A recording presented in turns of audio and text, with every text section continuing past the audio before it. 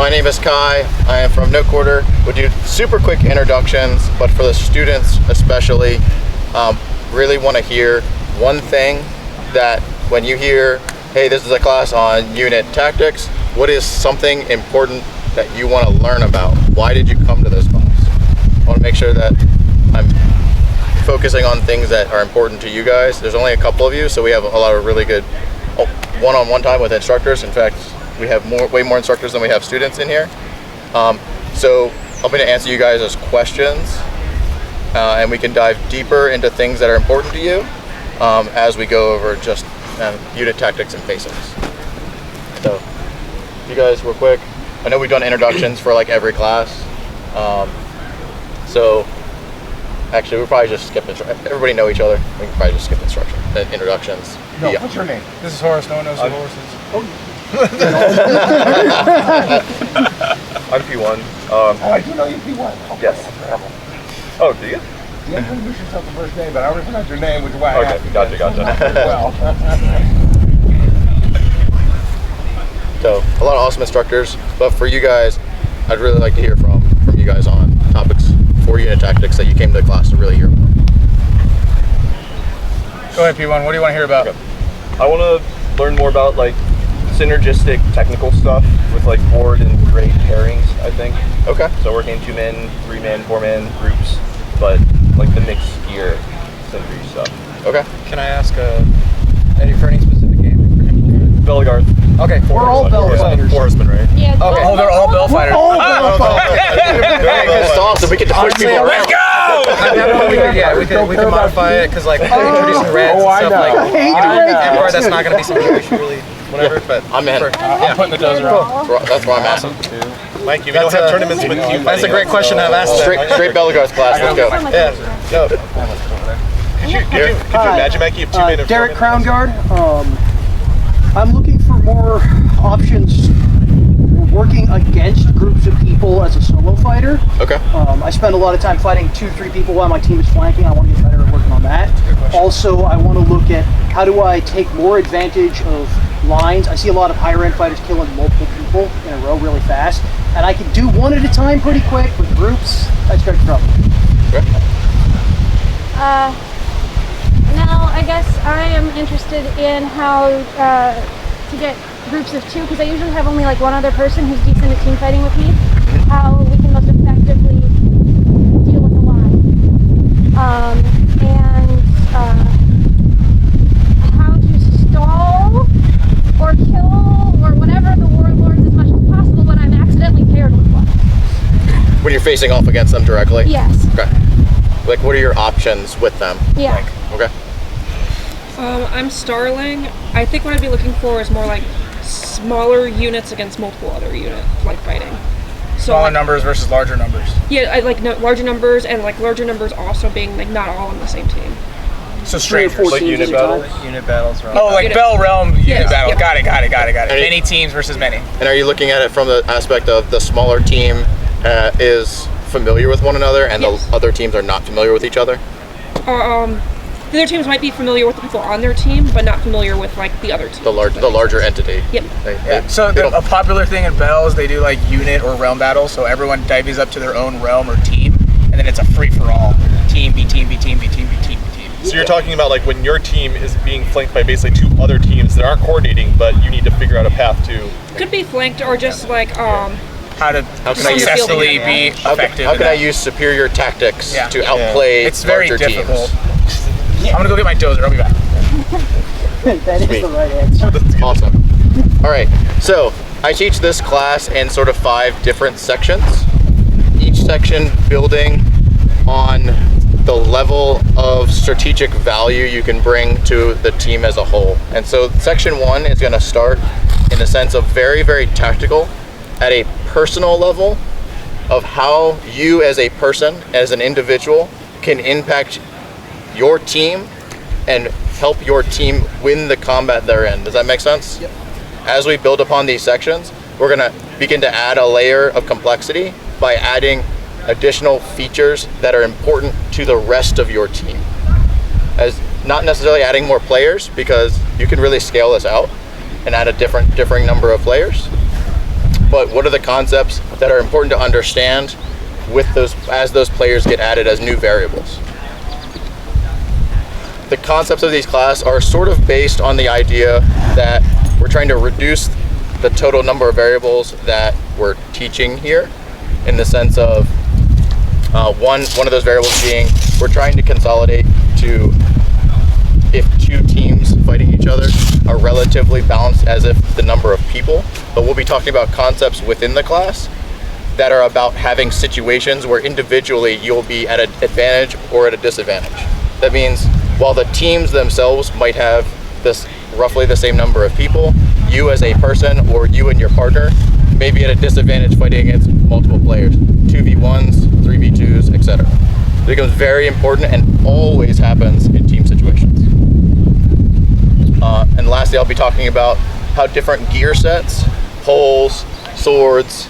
I'll talk a little bit about some ranged combat like archers and javelins and things like that, but I like to keep that a little bit outside the scope of this class just to keep the variables down. And one of the key variables I try to take out of this class, which is basically impossible to take out of any team combat or any team sport in general, is actual personal skill within combat. It is one of the most important variables in combat, right? Nobody doesn't want Michael Jordan on their basketball team, right? But if we can take personal skill out of classes like this, we can teach the other important concepts, things like communication, flanking, positioning, a lot easier. Does that make sense? Yep. Sweet. All right. So we'll start with the first section, kind of personals and singles traits. A little bit of key vocabulary that I think is important as we discuss team-based combat. A lot of these vocabulary words you probably already know. However, range is an important concept as we talk about team combat. Your ability to fight another player at a different range and understanding what the range of different weapons are. We integrate things like pole arms. You get things like 9 and 10 foot ranges. They're able to fight not only you at a range, but they can fight multiple people. And that's where, when talking about range, we get into two important words. One is control. Control and the ability to threaten an opponent. Control is your ability to control the ground near you, right? If I am, let's take a sword and border.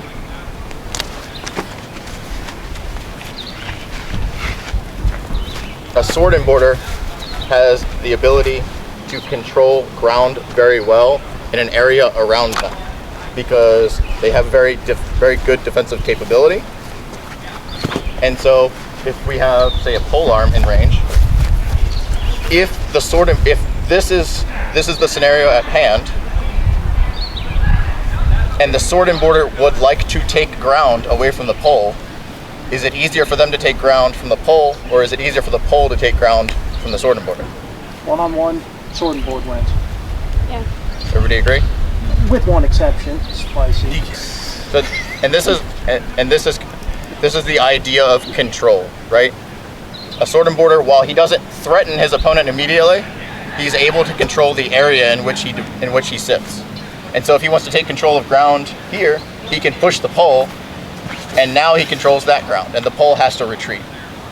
Make sense?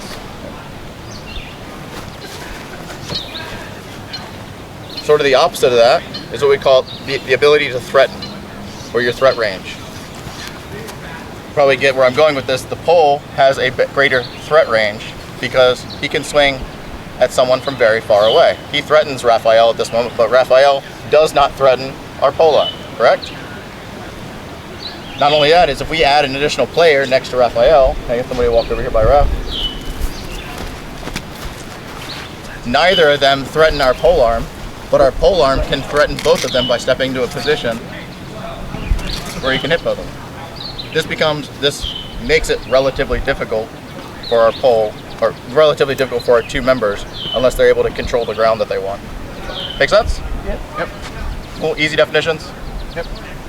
Awesome. If I ask you the question, if I am using a bow and arrow, do I have more control over the battlefield or do I have more threat over the battlefield? Threat. Threat. Very good. You All threaten right. everything and control nothing. I'm an archer. I know how that works. Everybody understands what we're talking about. All right. So, talked a little bit about swords and shields and how they control the battlefield. Give me some thoughts on if you're using a sword and shield in team-based combat. You have partners next to you. You have bad guys in front of you. What are your thoughts on the advantages and disadvantages of using swords and shields, and perhaps flow, short weapons essentially? So the first thing is like the low threat, right? So if you're lined up against any distance, right? If it's two lines where you have multiple angles threatening you, you are susceptible to multiple angles, but you can't threaten multiple people on their side. So typically, I think the board's role is defensive in that situation. But since you have high control, if you go to a flank and can get to space where you're only threatened by one thing, that's your advantage. Anybody else? You've got the ability to gain, if you have a bunch of boards that are good, you have the ability to step into a line and gain control over area. Because if we all had great swords, it's really easy for, when we step forward, someone to start poking people. A good line of boards pushing in is harder to just run down and destroy. Yeah. If you have that decent line, and especially if you have some pole arms in there, it's also kind of like you want to be helping defend those poles, but also trying to make those openings for them as well. Give the other people too much to think about, so that everyone can get in and get a shot. Yep. Almost like a supportive role, huh? Yeah. She's being supportive. Yeah. I was gonna say, I feel like the sword and board could be more likely to receive that control, to the threat, pulling back in the line and creating gaps. Yeah. So, very important. Control is really important, right? The ability to control terrain. As we talk about, team-based combat versus our one-on-one combat. Control over terrain in one-on-one, unless you're really restricted in your alreena, control over that terrain doesn't quite matter as much. Oftentimes, in a lot of sword fights, great weapon has almost infinite amount of space that they can back away into without receding any sort of disadvantage. When you're talking about the ability to control terrain, can I get someone to stand next to this pole real quick with a short weapon? Yeah, that's fine. If Raphael and team push this pole back, just step back, and now both of you step in range with Spicy. This is terrible. This puts, just because he rescinded control over this area of space, he's put his partner in a very bad position. And so when we talk about control in team-based combat, this is why you want it. You want to be able to control where the fight happens and when the fight happens. And sword and boarders are the best people to do that.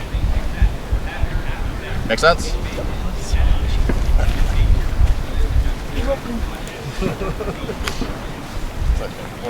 All right. You're just the big. Always. Juice. Does anybody else want to add anything to that portion? Makes sense? All right. So now we're going to talk about a couple more things that you can think about as an individual when talk about a couple more things as an individual that you guys can think about, right? That are here to improve your team as a whole. One of those things is understand your gear set, understand your capabilities, right? If I'm walking onto the field and I know that in front of me is a person that I am a terrible fighter against. Sometimes it's rock, paper, scissors, and 80% of the time I lose against this person. As an individual, there's a couple things that I can do in order to mitigate this problem, right? It might be walking up and I fight you, and maybe we just did this a couple times and we fought, boom, boom, boom, I lose, I'm out of the fight, I lost almost instantly and cost my team basically the fight. You opened up a gap, you're able to run the line.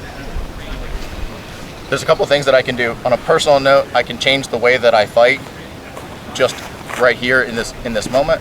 But most importantly, the thing that I can do is I can communicate with my team about that situation. I can say, hey, listen, I understand that this person in front of me, for whatever reason, they beat me almost all the time. We need to do something about this. Hey Raf, can you switch with me? Like, that's a really easy solution. Hey, can we switch? Hey, do I need to use different gear? Like, think about the variables to change the situation at hand as an individual on your team. Make sense? The last thing that I'll talk about from an individual standpoint before we get into the next section is your ability to analyze what's happening on the battlefield as quickly as possible.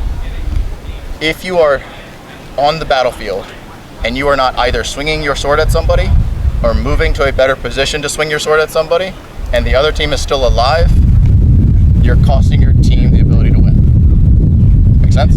Yep. That's it. So if you're standing around looking around like this, like I don't know what's going on, your team is actively losing that fight. You're wasting opportunity cost. Correct. I think like the only counterpoint I'd add to that is I think there's like a third aspect kind of in the middle of I might not be swinging, I might not be moving, but I might be in a really good position for the control that I want right now. And I'm still going to be watching and probably quarterbacking and being like, oh, okay, we're moving right. Or oh, our left side's folding, watch the left, right? Because I'm still actively contributing. I'm never being passive, but it doesn't always mean I'm swinging or running at someone to accomplish that. Yeah. A cool base thing to think about is if we have two teams, one team throws 50 shots and the other team throws 200, which one's most likely won? Right? Just on the numbers, right? The team who threw 200 shots. There's a good phrase when you're fighting as a team that is, if you're the team that has the most number of swords swinging at the other team, you're probably going to win. Usually that comes out to if you have the most swords swinging at a single point at the team, you have a higher chance of winning. Make sense? Because they're probably going to die and you're going to keep moving and you will have an exponentially more number of swords at that point. All right. Any questions on that? Last thing, I'll stay on the analytical side. If you are in a fight, we just banged it out. I won the fight. I don't know what to do next. Right? You're looking around. Hey, there's my team. There's a really good military loop that I use. If anybody's heard it, it's the OODA loop. Right? It's pretty popular. So the first thing is observe, right? Observe what's going on around you, figure out what's happening on the battlefield, right? Orient yourself, the next O, orient yourself. Decide on what you need to be doing and then act on it. And the faster you can do that loop, right? The more likely you are to start acting, getting to act, and helping to support your team in the next thing that needs to happen, right? We have a little shuffle over here, 2 or 3 of us. I'm the last person alive, and the rest of my team is over there fighting. The first thing I need to do is observe what's going on. Oh, my team's over there fighting. Orient myself towards my team. Decide, what do I need to be doing? Oh, well, this person, my team's on my left, my side over here, my left, your guys' right, and they have a pretty good defensive position, and they're starting to sweep around. Well, my act, I'm going to go around and backstab this team. Right? Or my team has kind of their backs to me and I can run up and I can support them. Like, I need to act on something. The faster that you can do that, the better off your team's gonna be. Cool? All right. So that gets into section 2. Section 2, we're gonna start doing the most important aspect of adding other players to our team, which is communication. Hands down, communication is the most important thing you can have between your team members. Whether that's communication on the field while you are fighting, or communication off the field. That's either pre-combat or post-combat. Make sense? On the field, keep your communication short, but try to communicate as much information about the situation as possible. I've noticed every single different team has a way of having their own sort of communication. Some of that's cultural, some of that they pull from different aspects. and all I tell people is keep it simple for them to understand. I don't recommend having some sort of cryptic language, especially something that has like a lot of syllables or anything. Literally just keep it simple. Hey, we're on the line, we're getting ready to come up to these guys, right? Hey, you guys ready? Like, because if I say that and Raphael's like, huh? Like not looking at something else, right? And then we jump into fight, right? And Raph's still standing back there. Well, our communication just got us killed. I think the popular instance is the pole, right? For those of you who were ditching the past couple nights, we had some great poles out that were like 8 foot plus, and like two or three people versus one pole. No one wants to be the first person messed up. So anytime I step in, we're like, ready, 1, 2, 3, and we all go. Everyone understands that on one we're going. I don't have to explain it. I don't have to, set it up. But the times that we did it, none of us died and we killed the pole. Yeah. Does that make sense? Because that one person just catches the block and we just hold it and everyone just runs. And it's as simple as that. It doesn't have to be very complicated, but it makes the world of difference. And don't worry about the other team knowing what you're going to do. It doesn't matter. It's about you all. It's about your team engaging as a whole, not as pieces. Yeah, they cannot hear what you said and react to it as a group. As you react to it as a group. And like I think the ready check is the only example that I like that is not directive. Like every communication in combat other than ready should be an explicit directive, right? We're not trying to explain each other. Like when Manama walked up here and it was us against the pole, I just like instinctively told him, no, switch sides to my right because I want the board in the middle against the pole, right? I wasn't saying, hey, I've got a board and I'm lefty, so why don't you switch to my right side, right? It's like there's no like discourse here. The goal is give a directive instruction that can be quickly understood and executed. And execute it immediately. Don't argue. I wouldn't argue with your teammate. Like, just do it. Yeah, if you think something's important enough for communicating it to you, you should do Probably it. is. And in the less common cases where it proves they're wrong, talk about it afterwards. Yeah. Post combat. A poor plan executed well is better than the best plan executed poorly. Or tomorrow. Very correct. Or tomorrow. Or tomorrow. Man. Or not at all. Or not at all. Some of you, I'm sure, have heard me just scream at someone to go left, move, like, cause I can't go this way, and I'm getting heavily pushed this way, and I don't want to run this person over. I'm like, can you just move? Please go. Like, And one more piece of communication that I strongly recommend, especially if you're fighting with regular teams, make sure you know what they respond to. Okay? I've been Amtard for 30 years now. If somebody calls me M-Hog, I'm like, that's fine, I've got it. But 35 years ago, I didn't, and they sure fucking helped me with it. And again, that doesn't mean that you can't call people by their fighting name, but you need to call them by something they will react to instantly. And if you don't know for sure when they're going to react to it, find out. They need to be actually reacting.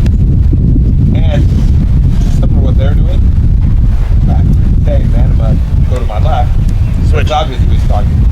Use the name when they can't see you so that you can make sure you're getting the right person. You don't need to use names when it's not needed. This is why ties into Kai said, least number of words. Keep it short. keep it short. Keep it simple. Hey, and you see how he communicated not just with words, but Raph also communicated with his gear. He pointed at him. He'd tap his stuff. Hey, move to my left. Right. Like so, when we talk about communication, it doesn't always have to be verbal. Use other methods of communication as necessary. Cool. Communication is super important on the battlefield. Like Spicy was talking about, mobility is probably the #1 reason that you're probably going to die. When you're talking about yourself as an individual, you don't have to communicate with yourself beyond just your brain telling your legs to move. But when you're moving as a group, you need to find ways to communicate with your team how you're moving. Right? If we're here, right, against this team, and I just go, and they're like, well, going at the same time? Are you flanking? Like, what is going on? Look at this guy. He just decided to take a trip. Yeah. Or I'm like, It's easy. hey, shift right. Right. Hey, now we can all rotate right at the same time. And you notice something that I did there in combat was I repeated myself several times. I have a question for the students, so I came over here so I can look at y'all. There's a part of communication in team battles that's absolutely vital that we haven't mentioned yet. Can you guess what it is? Dead. You got it. That's the one. Yeah. If you're on the other team as me, feel free to skip that part. It's usually fuck. Again, it kind of goes without saying, but I wanted to make sure we brought it up because there is It nothing. always gets wrong. And There is nothing more important. As the recipient, if you're hearing dead behind the line of scrimmage, you know what I mean? Oh, yeah. That's the screaming red bell that you need to take a step back and turn. Dead. Right. Yeah, that's why it's critical to say it, because if I die behind Spicy and say something, Spicy might make something of it. If I die behind Spicy and don't say anything, doesn't matter how good Spicy fucking is, he can't make shit from it. Yeah. He spends a lot. I Don't pray spend for the until first tornado. person in behind me because I'm just like, Good old boot scoot. Communication can be beyond like states like death, right? The audible of where communication is coming from, if it's coming from behind you, if it's coming from in front of you, if it's coming from your sides, like that's all part of communication. And I like to break it down a little bit into using communication to be aggressive, using communication to be defensive, right? Those are two very key aspects. Using communication for mobility of your team and helping to decide when and where fights happen. Try to stay away from when you're on a team and you're trying to beat the other team, win against the other team. Try to stick away from having players fight while the rest of the team is not fighting or actively engaged with opponents. That means that if we're a team, can I get you to come out with this here? He doesn't really matter. If we walk off to the flank and I step up and now we're fighting and they're not actively engaged in combat, I am not just threatened by him. Like he could take 2 steps and he can start making my fight much more difficult. Even if he doesn't do anything, You still have to be worried because I can't press this person to take an advantage because I will get hit in the back. And that's literally because my team isn't doing it. My team isn't doing it. That's their job, right? And so that's part of communication, right? If that's happening, I need to say, hey, Raph, let's move up, right? All right, let's engage. All right, now I can take this flank, and I no longer have to worry about the bull, etc. So that's all part of communication. That's all part of helping, using what you have to get your team to help you out, right? You can see how now we moved up from being an individual on my team, communicating with my team to get strategic value. Make sense? And there's a litmus test, I call it. If you're fighting in the fight and you see somebody on your team do something really cool, you're wrong. So that means you weren't fighting. you're busy watching him do something cool. You bought a spectator ticket, Yeah, you gotta be and you're just watching them fight. Yeah. You got to be doing something cool while someone else is doing something cool because you got to facilitate their cool stuff. Does that make sense? Anybody like been alive and like standing there and be like, damn, my friend's like fighting 3 or 4 people and they're doing great. I mean, I'm the friend, and I get my ass smoked because I can't do anything cool, and I turn around, there's 3 people back there just having a cigarette. And I'm like, You deserve it. himself. you had like a spectator ticket. Was that cheaper or something? Did I? You know shit. If you see him doing that too, Yeah. that's probably your opportunity to go kill those 3 people who aren't looking at you. Yeah. But I mean, that's classic ditch. I mean, we see, and like just battle games in general. I mean, like a lot of times when I see that happen, it's because I'm tired. I'm like, you know what? Yeah. I just don't got it. Don't worry, guys. I'm coming. But man, if I'm trying to win this team tournament, I ain't got time to be tired. Ain't got time to bleed. The goals. Taking a victory lap. It's spicy taking. It's fine. All right. Even then, like, make loud noises behind them or something. So, as we go through some drills in these upcoming sections, so this is a lot of just talking in theory and getting you guys into the headspace of fighting as a team. I want you guys to communicate heavily. You'll probably get a lot of the instructors around and saying, hey, listen, you probably should have said something. And that communication could be as simple as dead. When everybody calling dead when they die. Loudly so everybody can hear. Call it multiple times, say it 3 times. I have a rule of 3s. If I'm communicating something to my team that's very important, especially if it's not direct, like I'm looking at them in the eyes and being like, hey, do this, I will say it 3 times. That way, the first time gets my team's attention, the second time they actually listen to what I said, the third time reinforces it. Yell at them until they actually do what you want them to Yep. do. Yeah. And if they don't hear you, it's your fault. Yeah, yell louder. Not until, because at some point you want to give up and then adapt to what they are doing, right? Yeah. Dad. All right. So let's talk about some small team tactics. Let's get you guys out here. I want you guys to form a line for me. Sorry. Before we do that, can we go over some Here? Or Yeah, absolutely. Probably. notebook? I guess before we do that, so some, like we were talking about call-outs, we want to keep them short and concise. I like to go by no more than 3 words, right? And there's going to be some common terminology you're going to hear. Flanking left, hard right, you know, like ideally these 2 to 3 words are going to help keep us efficient. But we want to make sure that we understand what flanking means, right? You know, if someone's flanking on the left, that means that we are getting folded in, right? That's another word that you can use. You can be folding left, which means that all of a sudden the line we're starting to get back to back, which we want to avoid happening. If you'll have any other jargon that you want to... You know what breakthrough means? Like, example is a hole sometimes opens up in the middle. You need to go through the line because now you'll split them. Also, the word is gap, not hole. Jeez, for the love of God and everything, hole.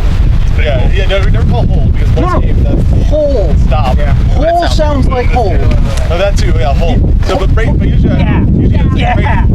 like I've worked with the guys at Purdue because they're like all like they were freshmen and sophomores, but I called them breakthrough. So like because the golf they'll be in the middle of the field, it's like breakthrough. They all know now to just punch straight forward. Punch in. Yeah, punch in. What do you? My favorites are take it. Like it. people are staring at the hole and they're like, when do I go? I'm like, take it. Yeah. My favorite are play slow or go fast, go slow. Yeah. Meaning go fast, we're just trying to kill everyone in front of us, or go slow, we gotta buy time for the people on the other side of the field. Battle mosey. I tend to do a lot of like angular movements, and so I'll say I'm peeling left or I'm peeling right, and that means when my team sees me start to go like this, don't come with me, or don't bother coming with me unless it looks really good. Also to address the fact that he's now potentially about to make a hole, so please address the fact I'm not here, right? Yeah. Awesome. So I guess during these drills, please feel free to use this jargon or figure out your own if there's something that feels more comfortable. That's going to be something that we're looking for. Okay, we all know each other. We have no idea about you. You comfortable with this stuff? Starling knows me. Oh, you do? Okay, cool. Oh, perfect. Pretty decent in small team. Okay, cool. So for these drills, would you guys all prefer to work together on the same team? I don't care. That's fine with me. Massey? Yeah, choose. If you guys are all together normally, or then two you of should you with be two together. of you with 2 of them. Okay, so either all 4 of you in one team or 2 of you with 2 of them. Let's do this. Yeah, we'll do this. Well, We could get a free person if we need another one. We can probably loan a pole out if we need necessary, but I can also switch. we'll figure it out. I think someone was also in particular wanting to work on 2s, right? You were wanting 2s, I think? I was curious about twos because on infields, I'm lucky if I get a teammate beside me who also knows how to team fight, and I'd like to make the most of that. We will go over how to manipulate people without them realizing. So I have a couple drills that we're going to do that works directly with 2v2s, 2v1s, etc. I think Oh, why had that happen to be somebody beside me? That's a great way to scoop somebody. pairs of people are one of the really effective way for you to improve your unit tactics as a whole. If you're able to communicate with your partner, you can use the same communication as you scale up and you get more and more people, right? But it's important that you understand and work with your partner as much as you can, because that's how you're going to build that small level of communication that you can start to scale up. I would probably find it very difficult if I just jumped into a group of 10 or 12 people and tried to communicate effectively with a bunch of people that I didn't know without actually experiencing smaller communications. I started out with just having a partner, and then I moved into 3, 4, etc. Moved up. Even in a big unit, you're still going to have a partner that you're working with. There's no way to coordinate between 4 people at the same time. You're going to be working with one person, and your little 2-man unit is going to be doing something with the other units. 2 or 3 person fire team generally. Well, and there's so much layering to it. Like, it's not even going to be like, unless it's a like true unit battle where we're like, all right, let's figure this out. Okay, we're going to be battle buddy. Like, unless you get to that level of planning, if you're out in the ditch, you might know some of the people, a couple of them really well. You fought with a decent amount now and then, and so you're going to be layering that of like, okay, well, I've got Manama on my right, so like we're going to be the closest, but I know how Spicy fights over there, and so I'm going to still be watching on that far side to see what happens, because he's probably going to create either a gap there that we can exploit, or he's going to make your left side fold in, and so I'm going to want to counterfold to try to get you boxed. So like there's more than just like the explicit breakdown of like a 2-person group, a 4-person group, and more just kind of thinking about how much you can effectively influence and how much you can take advantage of. Before we jump into the lines here with 4 people, something I want to talk about, back up just a little bit and talk about is how do we deal with polls when we start getting into more than one person? Let's get a poll up. Can I just get a poll out here? And can I get 2 volunteers? So just from we talked about threat and control, like the ability to control. Imagine that there are other people in this situation. You have people over here, you have people over there, right? Just want to say that was really cool, the first thing that they said. Do you want to run or block? Instantly, that layer of communication is already way better than like the average bear. Until they work together already. Right. We are. Yeah. Right. So when we're talking about dealing with polls, sometimes there's variables in the battlefield that we have to worry about. For instance, if you're like Manama here, like he's able to guard his pole and prevent you from getting access to it. When we want to take advantage of a situation, we need to take into account those variables. So let's take Manama out of the situation, Wrath out of the situation.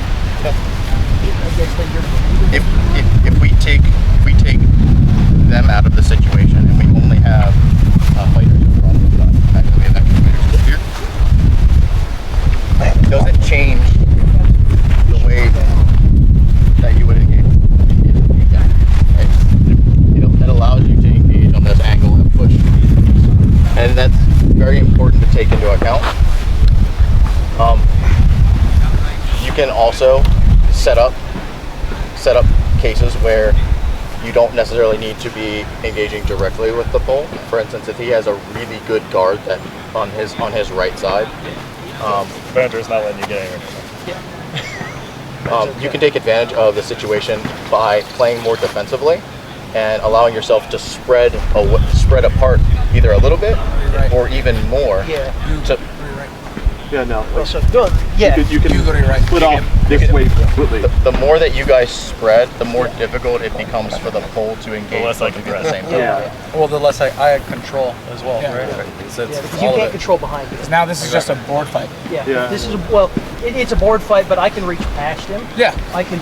You have a little something extra. I might lose, but I'll feel the pull, and then he's gonna get back. Right, but Nell has one-on-one with that pole. Oh, yeah. Correct. So you have pole here, and you have one-on-ones. Yeah. And what's really important is it's not just a one-on-one, because if you can put their backs to each other, the pole loses one of his greatest strengths, which is his ability to retreat. He can no longer retreat. So now you have a better advantage than just one-on-one. And same thing for you is you can pressure. Well, that and it changes things because like he can cover his hip from that wrap perfectly, but if I deepen it, I don't need to hit him. I can almost guarantee you you, most boardmen won't even think about blocking for that guy. Yeah. I know. The other thing is too, sometimes, so the way the pole armor is set up right now, the pole armor can actually turn to Yeah, attack he can you. reach me. I have The to worry thing about is that leg. that She's got to be ready. she's ready. He's got to be. The other person's got to be ready because there's no way now that he's blocking anything. Yeah.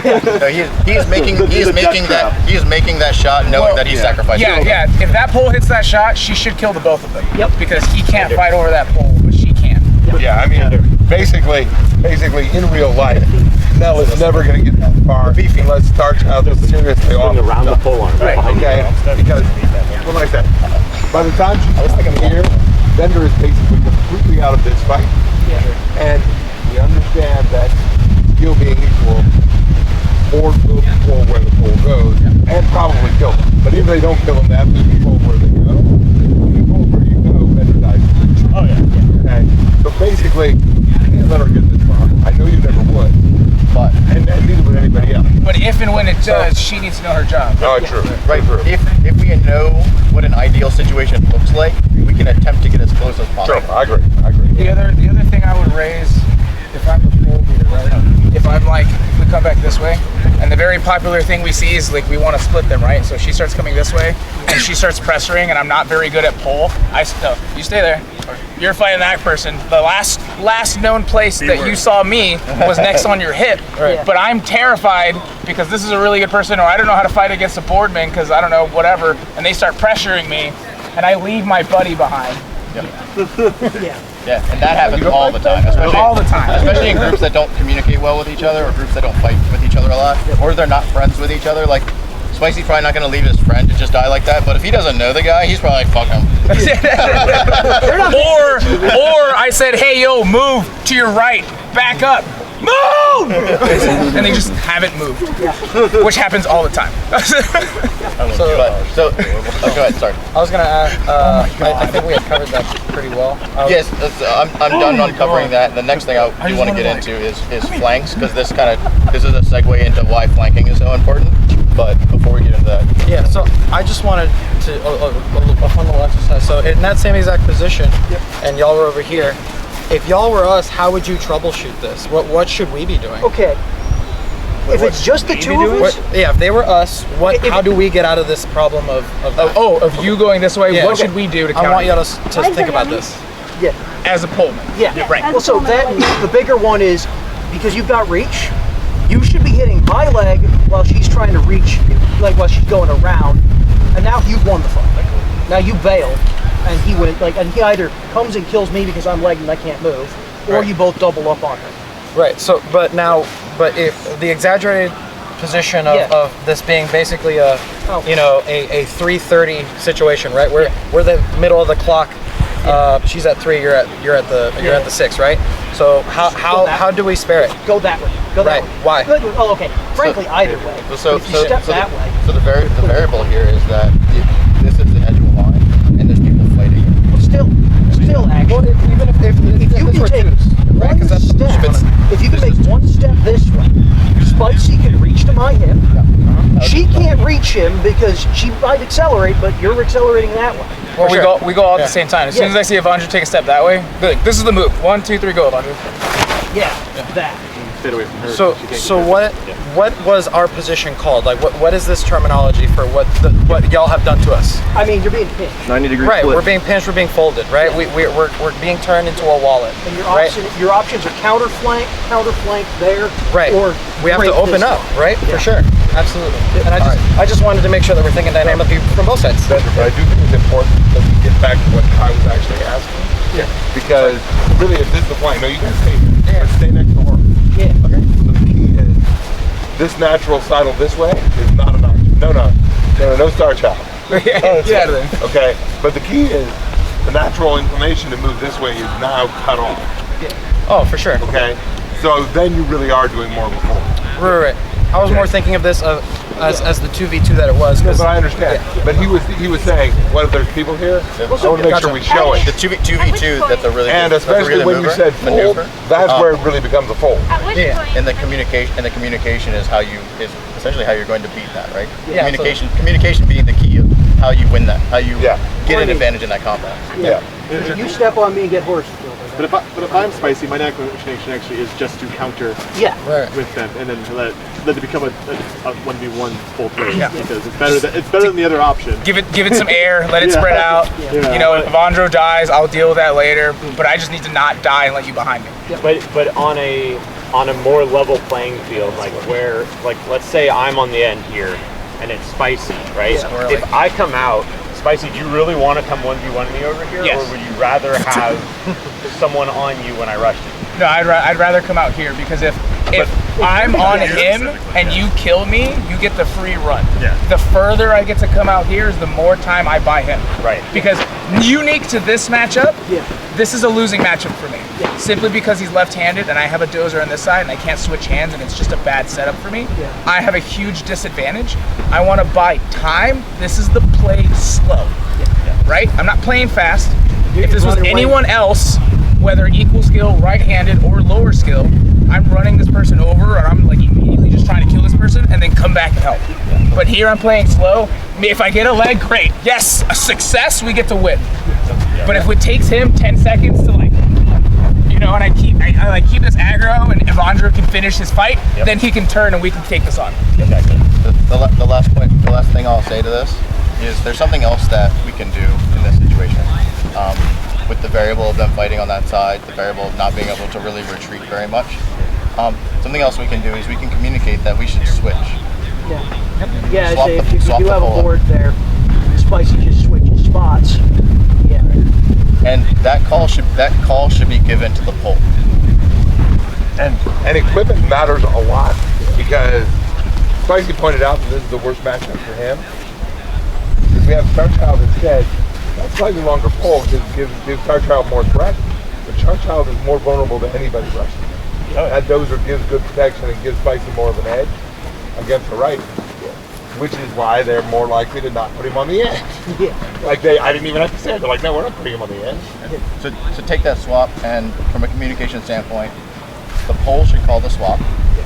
Because the pole has better visibility than the swordsman, right? The pole is not as close to the battle. And the pole is going to be the one that's letting the border swap. When you swap, the pole is going to, essentially you just lift the pole up, border swap to the other side. And the only exception would be a pole who has a lot less information than you do, possibly because they're very new or because they don't know what's going on. And in that case, if I'm a vendor, Don't be afraid to How we communicate. manipulate people. again, I'm not going to do that unless I'm pretty sure I have information that he doesn't have. Ideally, it's the pole. Don't be afraid to communicate ever. Yeah. Cool. All right. This is awful to charge. And then, I mean, on the next note is like Raph being a lefty here. Now with this matchup means that he has an easy shot towards that hip and that hip in this lineup, right? So ideally, there should be a We're running on time. Let's move on to flanks. Okay, let's talk a little bit about flanks. I'll keep it short because we've got a lot of people who are passionate about team fighting and we want to talk a lot, and I'm part of that, so I'm not here to blame anybody. But This could be an 8-hour topic. when it comes to flanking, this is for the students, who should flank? That's not what I asked. I asked the students, who should flank? Whoever has the offensive advantage. So if you have a lefty board, you both can flank. No, I didn't ask who should be placed to flank. I said who should flank. Yeah, Person on the end. Absolutely. And does it matter who that person is or not, or why? No, it does not. Yes, it's true. If you got somebody who you can put a lefty on the left flank and let him flank, yes, you should do that in your pre-combat prep. But if you're a righty stuck on the left flank, you should still be flanking. The only time you should be flanking shouldn't be flanking is if you're a pole arm and you'd be alone. Oh no. I don't agree. I don't agree. I would not put a plain. I would not put a plain pole arm on the flank with the goal. The only hard statement is the person on the edge flanks. That's the only rule, right? Like, what about a J? It's just a matter of control. Do you want to control the flank or full whatever. flank? Like, Spicy and I agree with that rule. The only hard rule is if you're on the end, you flank. break that rule. In fact, here's how I say it. If you're not flanking, you're not trying. Yeah. The only problem with that is that you have to get out of the fight, step away to go all the way around, and hopefully with enough time to initiate the flank. Where the person on the edge should just be initiating the flank from lay on. Now they've already had the time advantage to get. So let's just do a quick exercise. But, sorry. You're right. Does everybody know how to flank of the students? You feel like you know? Oh yeah. All right, perfect. So here's what we're gonna do. 4 instructors and no long weapons. So just send 4 instructors with short weapons over there. Get wrecked, Spike. I have two instructors with fucking short weapons. Okay, no. Ender's only got a short weapon. Come on, Ender. That's giving me 3. I have volunteer. Okay. There we go. Star Child. Hey. Spicy's a little too late. Sorry, brother. You too, Manama. All right, come on. All 4 out here. All right, stop.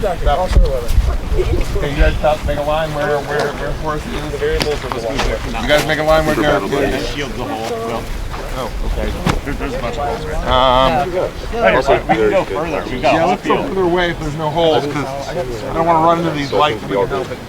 Sorry, guys. We're another field. Yeah. How's your card? Okay. Yeah. Anybody see any other So you holes? guys are flanking. All right. All right. So here's the mission for you guys. Okay. And is that a real hole? You want to work with your Divot. All right. Whatever you. No. Hold on. It's an exercise. Don't pre-plan yet. If you pre-plan, it doesn't fit the exercise. Won't be the point. All right. So here's the exercise. Most teams we're going to rotate and go through it 4 rounds. But the key is, when you're on the flank, you should be trying to flank. Y'all don't try too hard to flank. Act like you're not as good at this as you are. Okay? But y'all need to be flanking. And critically, the person who's in a more idealistic place to flank, so riding on the right-hand side or the left-hand side. But as I said before, you should be trying to flank. Okay? And we're going to go through and give each of you a chance.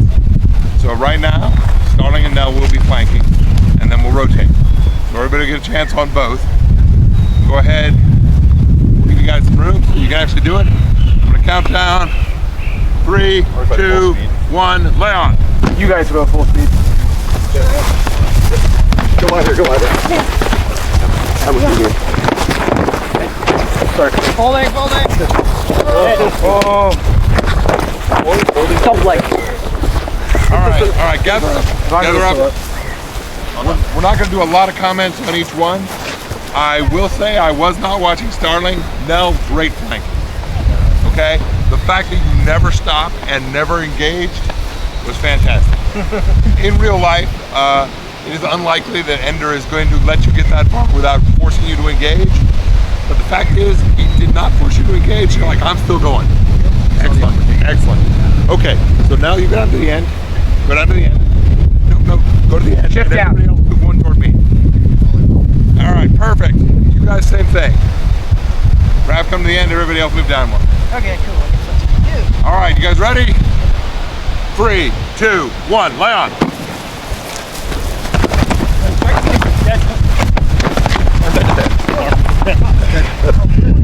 One here. Good work. Okay, a thing I like, I'm sure y'all did on purpose, is we had coordinated flanking. P1 was up, making sure that Derek got around. Derek engaged early, but it didn't matter because they had 2-on-1 on Raph. And he knew he was likely to get through.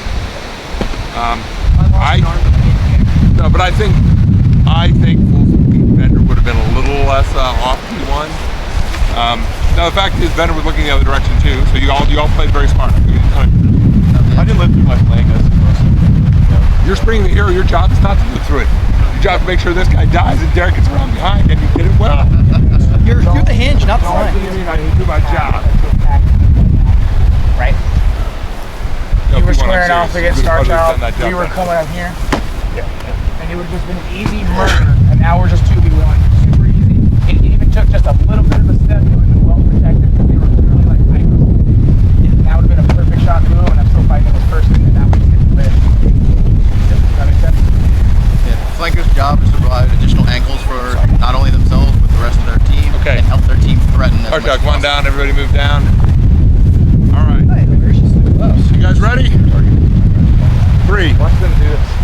Go ahead. We'll just watch the video. 2, 1, lay on.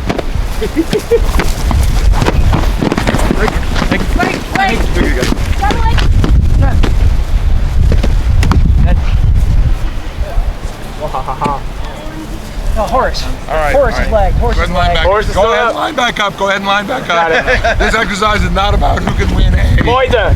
It's not about who can win a fight where one team has been told not to go full speed. Moida. This is about how can we do the exercise. No mercy. Take your win. We'll give you guys a full speed shot in a minute. The exercises are the exercises. Yep. Okay. Spuddy said it was important I watched that end flank, so I watched that end more than I watched this end. Y'all did a great job. Something I liked very well is when Derek got a leg, stop dealing with that fucking guy at 1 2. That's the right thing to do. That guy is not a problem. You can leave him there forever. Okay? Like, I'm gonna just bring my friends when we're done. And that was another case of good spring the hero, because Nell is working to make sure Horace has to pay attention to 2 things so that Derek can keep moving. Nell was not able to hang with it to get the kill, but you were able to spring it, and that's all you really need to do. Excellent work, y'all. Okay, Person next to the flank. one more round. Yeah, one more. Be on your own. Yeah, one more round. Yeah. All right, y'all ready? Yep. 3, 2, 1, lay on. There we go. There we go. Oh, Leg. throw! Leg. Crossing. Yeah, no, this is fine. This is fine. It's Go fine. around it. Fine. He Fine. won. What? Throw. I didn't have it. Against Raph? It No. was clear as No, day. no, You no, could have no. bit him in the ear. I was not close enough. I was out of range. I think actually more important though is and you stopped and you went to engage the person in front of you. I think you should just keep the road completely all the way around. That was exactly what I was going to say about P1. I would have rather you come out, break his ankles, and step in. Because I feel like you had it. Because even if you did it, they're fighting. Raph now has to assert you even a little bit. And this is just It's free and then I go. see what I'm saying? So I'm willing to say it's debatable in real life when I didn't see it. I agree that I saw his motion. He but said he wasn't I- flanking, which is the exercise. I do want to add that I like that that you're leaning towards your athleticism, because like that's what you got. You're fast. You got the drive. You got the acceleration. Good knees. For. I think obviously in this situation I was not allowing you to flank, right? Because I'm matching your horizontal steps. I think we just need one more, and that gives you the liberty that I'm 250 pounds. I'm not catching up to you, right? So like obviously at the very least, but here you force me not to chase you, but every single person over here has to turn. What am I saying? Okay, so if we want to run it again, we can. No, you're good. I'm just saying, because I think there's a big disadvantage to being pushed out too far to flank, right? Sure, he can push me out here, and I can get a set. But what the fuck happens if he just turns back and crutches 1v3? No, this is where what Spicy was talking about is right and important. Okay? Again, so I wasn't looking right at it. I don't know for sure. But once you've got him this far, this lane is almost open. Yeah, this lane is wide by the open. This gets to a really important concept on flanking. So line up real quick that I usually talk about right after this exercise. Okay, perfect time. I think we finished this. Yeah, that's it. So there's a really important part about flanking is that flanking doesn't mean that you have your whole early team and just make it really wide. The idea of flanking is just to get them off angle. And so when you're fighting a person on the edge, your team is about to engage, right? And we talked about we want to make sure that we're engaging with our team at the same time. We're not engaging at different times. And so if I step off angle way out here and we get drawn out, now my team is like engaged and we're kind of just like staring at each other trying to figure out where things are happening. But if I engage him straight on and then I perform a flank afterwards, so if I engage him straight on and then I move to here, we're much closer and we're engaged in combat to our team, and our team can still help. We're not drawing each other away. And by doing this, I'm also giving the angle to my team and protecting my angle at the same time. This sets up the thing earlier that we talked about when she was over here in this number 2 position. I'm just stepping in hard, bop, bop, and killing this diagonal person. Yeah, you're setting that up. Well, and I think the thing that's important when I say it's everybody's duty to flank, it's about when and how. Like if I'm on this outside and I'm reasonably quick, I'm sort of happy to get around as far on vendor as he's going to let me. But I don't mean as the side of vendor as he's going to let me. Right? On the close, if I can get this much angle on him, I'm very happy. But if all I can do is get this much distance and my angle hasn't changed, that's all bad for me. Right? It's not the angle that helps, I mean, it's not the distance that helps, it's the angle. For sure. Okay, so when you're closing, you want to increase that angle. After that, Kai's right. You should engage him and then keep increasing the angle, because the angle is what matters. I totally get what you're saying. I have typically, though, been happy to draw players I know are super better than me as far away as possible, because I know I'm going to die, and that keeps them out of the fight. I absolutely agree with that. We're sort of talking about it without skill gaps. But if there's skill gaps and you can force someone who has a skill gap advantage on you to deal with you for a long period of time, that is your team's advantage, and you just keep doing that. Okay. That's what we prompted Spicy earlier, right? It's like, if he knows he's going to lose the one-on-one matchup, but the longer he takes me out of the fight, the more chance his team will win, and then come help him deal with me. Yeah. Okay, so I think the core issue here, right, is like, what happens if someone's reading your flank, you're man-to-man, right? So we talked about juke, leg and leave. Any other technical stuff that guys like to make a flank work in that case? Bring the hero with number one, and it's not your job. Yeah, to comment on that real quick. If you're stepping to flank him and you use a close flank instead of a far flank, I can reach on him and throw. Right. And I might eat it from Raph, but if I kill him and I die, but Spicy's free to go around. Well, and the other thing that's important is whether he dies or not. Yeah.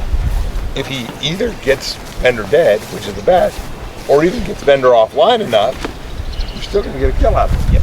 And that's why when the question is, how do you get somebody? It's spring the hero. Mike, you're the hero, he's the spring. Mike, you've expressed spring the hero a bunch of times, but can you explain it? Yeah, I was trying to, but people all have other conversations. I understand the concept. No, the point of spring the hero is the guy in the second spot needs to make this guy move in a way that the guy on the outside can get around. Yep. Okay? That's why he's the hero, he's the spring. Yep. And I think it was the two of you executed it perfectly over here. Well, that's why I chose a close flank as opposed to a wide. No, it wasn't the close flank. It's when you sprang now. And that wasn't especially close. Oh yeah, that one. But you were throwing shots at the end person, and it wasn't Horace. I don't remember who it was. I think it was Ender. But anyway, you were swinging at that person. That person had to pay attention to you. Nell just kept moving around. Yep. And Nell was not especially close. But it didn't matter. Ender couldn't follow Nell wherever she was. Yeah. So spring the hero is not close only. Yeah. If you're you and you're faster than that person, you can pull them further, like if it starts to be that, because what you're worried about can't happen. He can't run. He's not gonna run. Over here, as fast as you can chase him down and kill him. So if he runs, you win because you get a free kill on him. You just run up to him and start hacking his legs away. He can't turn around to do anything to you. The best thing you can do is like try to backspling and you just block it and kill him. And then if he gets out there and you get the jump on him, you can run down his shoulder. You're always going to be at the advantage to be able to put your strength versus their weakness. Their weakness is their fast. Your strength is just going to be fast. 3 till 3, right? The only counter is if he springs behind. You have to And get then off they it. all turn and your team murders The way I see it is like, if we do both decide to go wide, it's basically a Mexican standoff on whether or not we're going to kill each other or take the slot. That's kind of my thought too, but I'd engage him if you get that wide. Literally. Anyway, thank you all for this exercise. Let's get back on Kai's material. All right, so stay out here. The rest of this class is going to be some short explanations, some tactical stuff that's happening, and then drills kind of quickly after that. Yep, sounds good. So I want to take more drill time. I know we spent a bunch of time on theory and concepts early on in the class. The next kind of thing we're going to talk about is how often fights break down, especially in small unit combat. You can kind of think about like the greater line happening, especially when you talk about like battlefields. You have a greater line that's happening, but oftentimes you have smaller skirmishes that are happening that really set a difference in what's happening in the greater. The smaller skirmishes might be just within the line itself, and so you have to think about the variables that are on your left, on your right, on your in front of you, and also in front of you to your left and right. Are there pole arms? Am I a border in this line? Is there a border in front of me? I don't have to worry about anything else. I'm just fighting this person. I'm fighting this person and this person, right? 2v1s, 2v2s. Sometimes you have smaller skirmishes on the outskirts, like 2 people are flanking and you have a 2v2. Sometimes you have one person that's flanking and 2 people come out to meet them, and now you have a 2v1 situation over here. So there's a lot of small breakdowns that can happen, but the most important part about those breakdowns is that very often you are either in a position that has the advantage or you're in a position that has a disadvantage. And it's important that you and your team that you communicate with can recognize that. Take for instance, if we're in a 4v4 here, and P1, you step out to flank, and Raph and Ender both step out to meet you, because they're like, listen, P1, I can't let him go anywhere, right? And even still, like, Raph might take the pause to say, hey, listen, I want to make sure my back isn't to the rest of their team. He takes that into account. Yeah. Now we have two positions in this field. One has a disadvantage for P1. He's fighting a 2v1, so he's in a precarious situation. But we also have a precarious situation for the rest of Raph's team, which is they're in a 3v2. So it's important for your team to recognize that you have the advantage here. And you've got to push here, and he's got to not get killed. P1 has to not get killed. He has to recognize he's in a bad position. So there's a lot of things that need to happen almost immediately. The first thing that needs to happen is there needs to be communication with the rest of the team about how we're going to handle this situation. A lot of that comes before the fight happens, right? How are we going to handle 3v2s?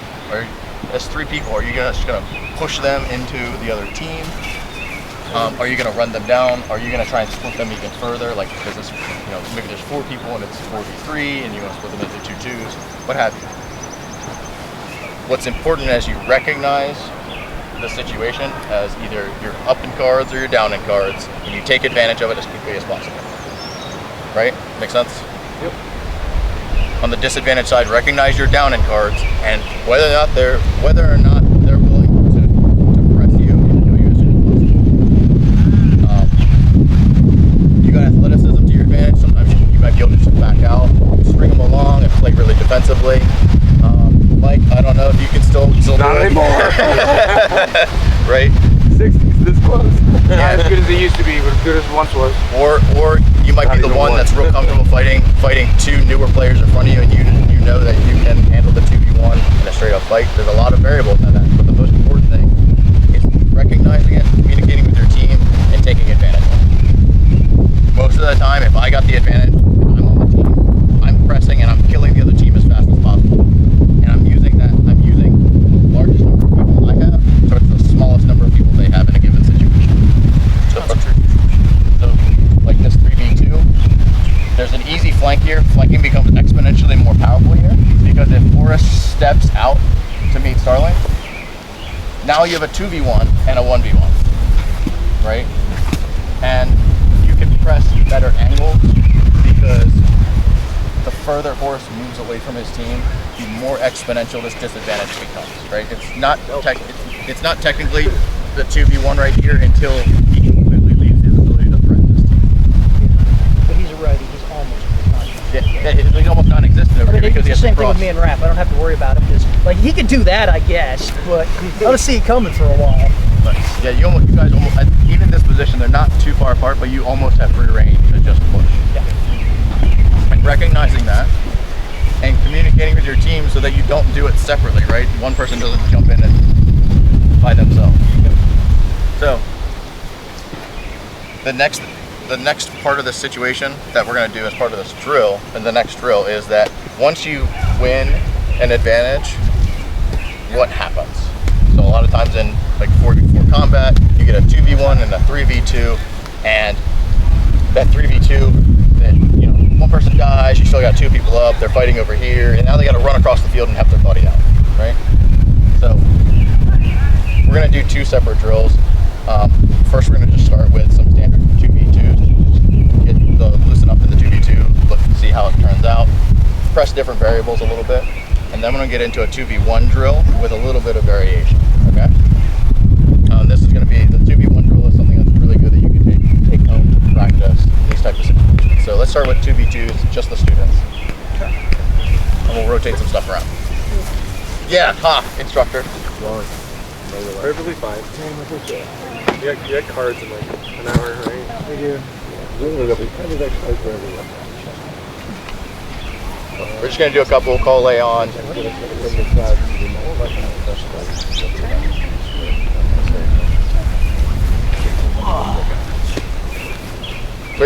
2, 1, lay on.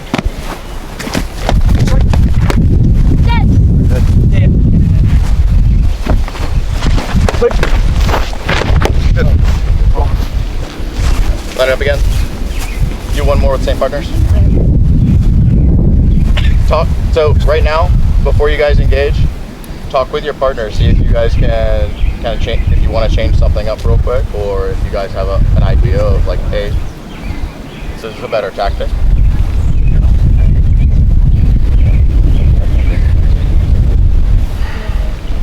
Get used to having pre and post combat talks. One thing I will criticize a little bit is, actually I'll talk about it later. Go ahead. Leave it. Step back. Split. Hey. Okay, good There we go. Nice. All right, posting? Posting. Okay. Sticking with you. Marathon. Nice. Good communication. Nice. Very good communication. All right. One more talk about it, and then one more.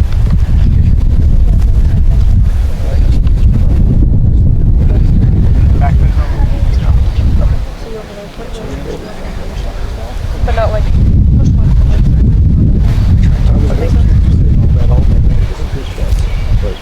Cowboy hats. Lay on. There we go. There we go. Just like that P1. dead. Nice. Good one. You got anything about that? Yeah. All right. This goes for everyone. Give me that. You did it for the very last round. So we're stepping forward and we're fighting. Pretend I'm that in regular forward. As soon as this happens, right? You square up with me. Smashing this guy. Because this is just a free whatever, right? Or even like we step out just a little bit. Yeah. We step out just a little bit. Cool money. Yep. Every Yeah, time. I tried that the round earlier and Starling smoked before it. Exactly. They may punish you, but if you're quick enough, where it's like fake money, cool, and this guy just got smited. You know what I mean? Well, You're plenty athletic enough to pull this person across, take this whatever, junk up here, boom, and now we're finishing the fight. Does that make sense? Yeah. It was open every time. I was trying to play tighter because he was aggressing the outside too, so I didn't think I had the space unless we. But that's the exact reason. Yeah. She starts aggressing that outside, that hip just starts floating out this way, or elbow, and that's yours all day. Yep. No one should ever open that, and you should never punish it. They should always, every time. Take advantage of the fact it's 2v2. It's not 1v1. I think that the other thing I saw that I wanted to call out is in that second round, you two had a bunch of really good communication of like, okay, no, let's do this, let's do that. The thing I liked the most though was that you made a call, your partner didn't follow it, and you adapted to it and said, no, what you're doing is good, let's do that. Yep. And it wasn't like, no, I said the thing, why aren't you doing the thing, right? And that leads to discord between the team. You said, okay, I made a call, leave them. Oh, no, you're rolling, right? Oh, that actually looks good. Let's appeal to that. You bring it off with the ball catnip. So this exercise is a little bit to get you guys just getting in the 2v2 mindset. Also, and also communicating after combat and during combat. You guys have really good communication during combat. That's awesome. I heard lots of dead. I heard lots of, hey, I'm legged, I'm posting. That's great. So now we're gonna do the next drill. So I need 2 of you to step over here and 2 of you to stay on the field. Okay. It doesn't matter. I just need. All right, come over here real quick. All right, gonna get you to get on the field. It's a 2v1. Oh, I get the 2v1.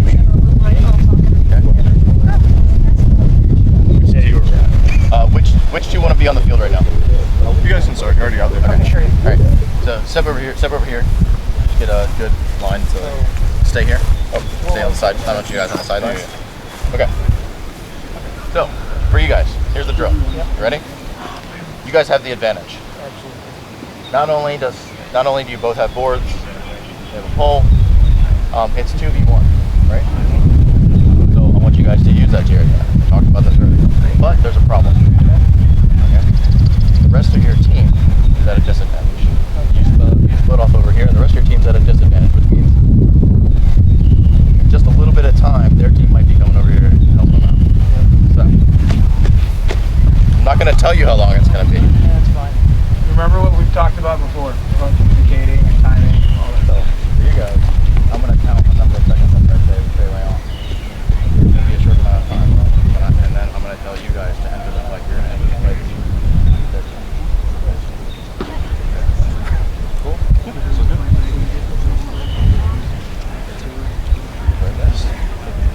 That's why I get to choose when you guys go out. You know where to go. Where you go. Go. 3, 2, 1, lay on. Go, go, go. Okay, moving left, moving left. Splitting right. Are we fighting it out? You dead? Yeah. Yeah, okay. Dead. Wounded. Go leg.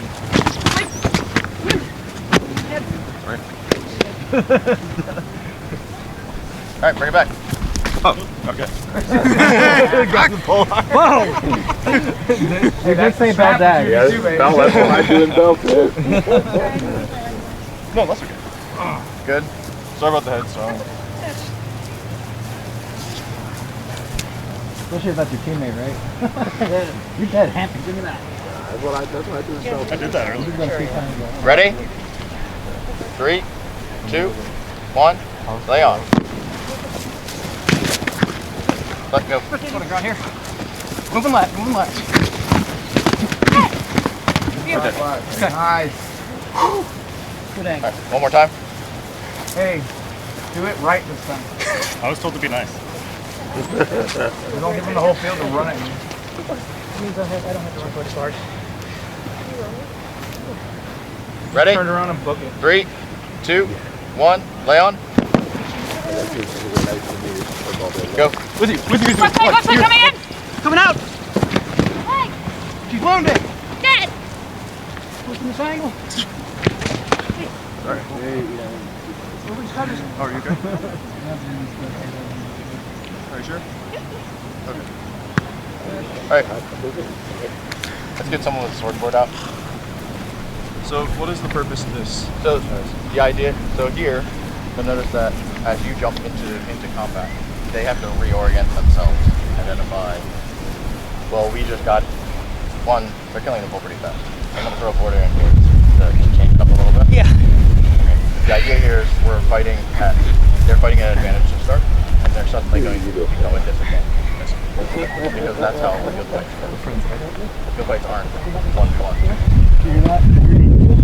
So I'm determined a number of seconds ahead of time. I'm saying 5 seconds. I'm not letting you out when I feel like it. I'm going to 5 seconds. They didn't even know my universe. I'm on another universe. I have an important Torch number question. 1. I have an important question for you. It's very important. Ready? 3, 2, 1, lay on. No, because the answer is both. I'm the closest. The answer is both. I'm the closest. Left leg, behind. Moving. That's probably TV on. Legs, leg, hands. Drunk. And the goat. I'll be James. I'm like, man. No. That was a good They're both drunks That's the though. point. It's both. They're both drunk, so they're be both. Well, I guess I can't be. And I'm allowed to say it because they're my boys. But Yeah. Take parts in some. Is it fast? I wish my entire park was. Good? I hate it sometimes. No, you just killed them all over and over and over again. I never gonna play. 10 what? 10 minutes, so cards? yeah, Oh, okay. literally 10. All right. Oh shit. That's why I gotta go. All right. 3, 2, 1, lay on. 1. 5. Go. Behind. I'm going right. I'm going right. Left. Pushing with you. Forward. Dead. Green. Dead. Dead. First one's good. So with this drill, the idea here is that not only are you at an advantage or disadvantage, you have to orient yourself to where you know friends are going to come from, right? So you're doing a good job at pressing that direction so you can keep your front oriented towards where the rest of the team is, right? Yeah.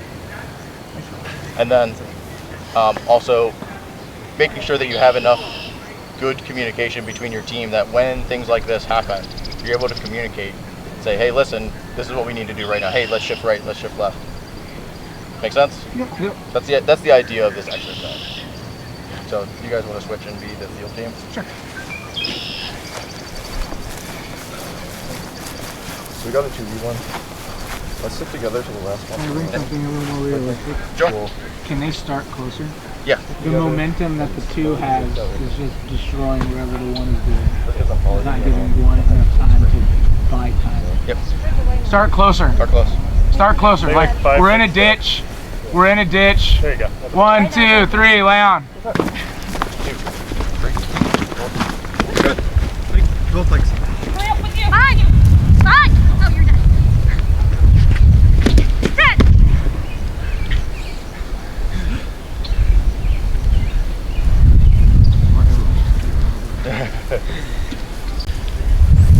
It's the correct call.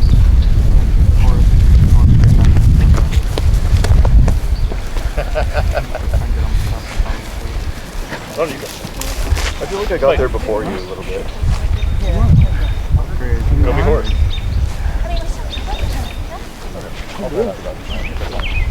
Alright. Horse. Or trade. Okay. Place is getting answered. I didn't request it. I got told to come out here. That's not what I heard. His call was I heard a whole lot of me. vibrating. 3, 2, 1, lay on.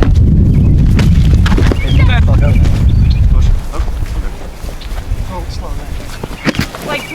Now. Good leg shot, man. Thank you. Inside. Oh, back to your head.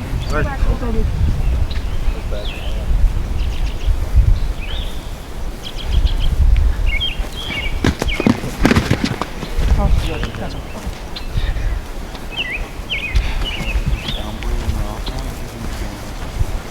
What do you think went wrong here? Cool. All right. We got about 5 minutes left in the class,